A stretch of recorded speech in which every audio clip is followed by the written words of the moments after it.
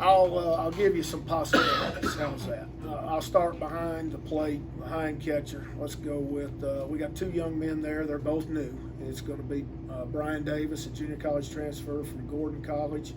He's got a really good skill set. Good defensive catcher. I think he's a lot like Cole Donaldson, a different body type, but he still brings the same presence as Cole did. He can shut down a running game. He's pretty good at blocking. He's athletic. The other young man is Andrew Stanley, who was a redshirt at University of Arkansas last year. So he comes in for a redshirt freshman year. Another young man that defensively skill set's really good, has a chance to hit and handle the bat, but still trying to figure out who he is there and how he's going to play that role for us at the plate. But I feel like we have two solid defensive guys behind the plate, and that's what we're going to look for first in that position. Danny Lynch returns at third base, continues to develop athletically, just like his brother did as he went through his years here. So Danny's going to hit in the middle of our order, left-handed bat that was a very good freshman for us last year, and brings that experience into his sophomore year. At shortstop, we have freshman Dustin Dickerson from West Jones. He's been a great, pleasant surprise there. A real toolsy guy, high IQ, comes from a really high baseball family. His dad has coached in the big leagues for several years, is on Padres staff this year. So Dustin certainly knows how to play the game. And I think the thing that's impressed me about him, I knew defensively he was very solid, but I feel offensively he's learned how to really handle the bat and who he is and what we need him to do, which is very important. Not a big guy physically. Don't need him trying to hit the ball out of the park. Need him handling the bat. When I call for hit and runs or to move runners, he has a great understanding of that and can give us that. Will McGillis, we really moved him to first base this year, but Dickerson will also see some action on the mound. So when Dickerson goes to the mound, we'll see action at shortstop. Solid defender last year. I think he only had 3 errors going into the Ole Miss game last year, deep in the year. So he played really good defensively. My most improved player in the fall. Offensively, he and Coach Creel really blended well together in refining his offensive skills, and we saw that this fall. I really saw a young man who developed his swing. His plane stayed a lot flatter, was in the zone a lot longer, and he cut the swing and misses out, which we saw a lot of last year. So he can move between short and first base, but you're going to see him at those two positions. Guidry at second, we returned there. Solid player, has been for years. Best tool's a hitter, but he continues to get better defensively. He's one of our captains, a real leader on the team, guy that's going to hit there in the middle order, probably in a 3-hole. He's been hitting 2 all his life. Experimented with him at leadoff at 1 year, didn't like it. But what we have to do is obviously we've got to get some protection for him around his at-bats to try to get him pitches to hit. So that's going to be a key who we surround him with. Right field has been Fisher Norris. First base, I'm sorry, skipped over first. McGillis is going to be there. Austin Izio has really turned the corner, I feel like, coming back from Christmas break, especially offensively. Right now we're going to have to find a place for him in the lineup.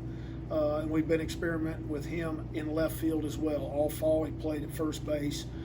But when Will's playing first base, then we've got to find Austin a place in there because he's really turned the corner with the bat for us. Right field is Fisher Norris, Blake Blaylock. Both of those guys give us options there.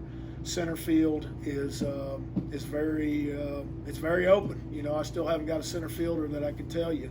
I got guys that can play defense, but somebody's going to have to stand up and show they want it from the offensive side. So I've got the defensive replacements late in the game, but I need some offensive output from that position as well. Hunter LeBlanc's there. Reed Trimble, true freshman, who's a switch hitter, has looked good this spring as well. Blaylock has got time there. All three can play it defensively, as we all know. Gabe Montenegro in left. He is also my swing guy. He can play center very well. Some might say, does he have the arm to play center? Well, he does because he uses his feet so well. He understands how to shorten the game, shorten the field, come get the ball as good as anybody we've ever had. So being able to take the shortcuts to overcome some of the lack of ability that a person has is part of baseball IQ, and understanding who you are and how you got to play the game. Certainly Gabe gives us that with him.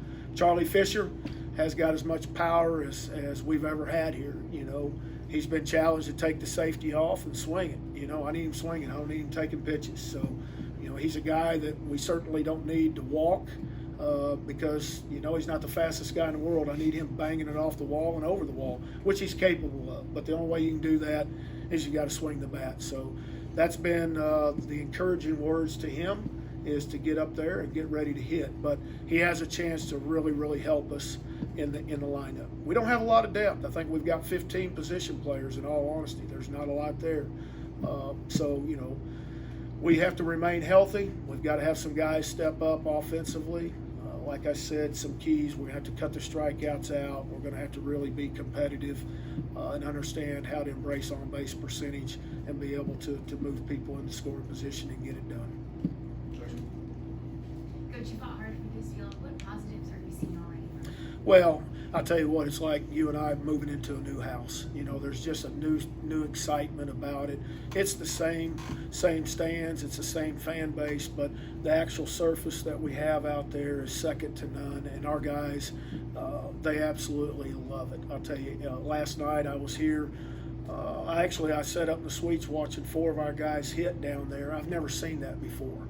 And they were hitting until 7:30, and then I went to the basketball game. But the lights were on, and they were working on their game and hitting on the main field. So that's what it's all about. The big selling point with that field was about development.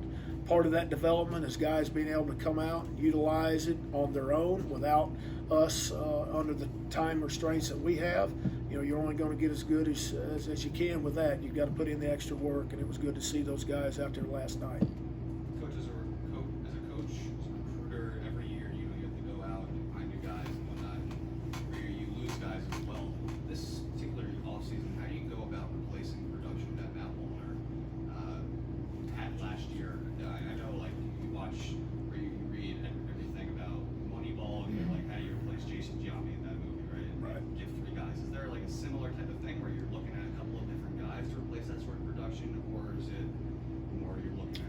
Jesse, I don't know if you do replace that, in all honesty. There's a presence there. I mean, he's an all-time home run leader. Last year hit 23. I think the year before was 19. His freshman year was 16. It's hard to go out and find those numbers on that consistent basis. And that's why I said the blueprint of this team is totally different than any team that we've had here for quite a while. In all honesty, it's got to be a different philosophy. It's got to be a different mindset. We've really got to win on the mound and defensively. Last year we had the worst fielding percentage that we've had in a long time, 963. That's not good. We had 80-some errors last year. We've got to not do that this year. We can't afford to do that.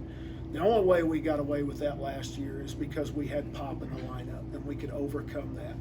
This year we're going to have to really minimize those mistakes and not beat ourselves. People say, oh, you had another great year last year, 40 wins, another conference title. You went to the last game with LSU in that regional. But, there was a lot of hard work in last year's team. A lot of things that could have come easier than what they did. We made it hard on ourselves. So hopefully this year this team will be a little bit better. I'm not going to say prepared. I'm going to say prepared mentally, because I think a lot of the errors that were physical errors were led to by mental errors, in all honesty. This year we're going to have to minimize those and not beat ourselves. Talking about Matt there in the fourth role, who do you think can back up? I think certainly we got a lot of lefties again. You got a lot of them. You got Montenegro, you got Norris, you got Fisher, you got Guidry, you got Lynch. So there's you're running a bunch of them out there. There's not a lot of what I call two-hole hitters that are right-handed that I need to put in there. McGillis in the fall, I hit him in the 4-hole, and he swung it very, very well. He was a guy that hit 220 last year as a true freshman. That really turned the corner this fall. You know, can he give the protection for Guidry there? You know, I need it broke up a little bit with a righty because I'm so left-handed dominant there up to that point. I really don't need to be running 5 lefties through there. So I think those are things that we're going to have to work out. McGillis certainly gives that an option. I think Izio, you know, he's an unknown. He's a sophomore. He transferred from Pearl River Community College last year after his freshman year, but he's a right-handed power bat, and it's going to be interesting to see how quick he adjusts to Division I pitching. That he's going to have to, especially if I opt to hit him in that 5 hole. But McGillis gives me the best experience there that we have from the right side. Coach, going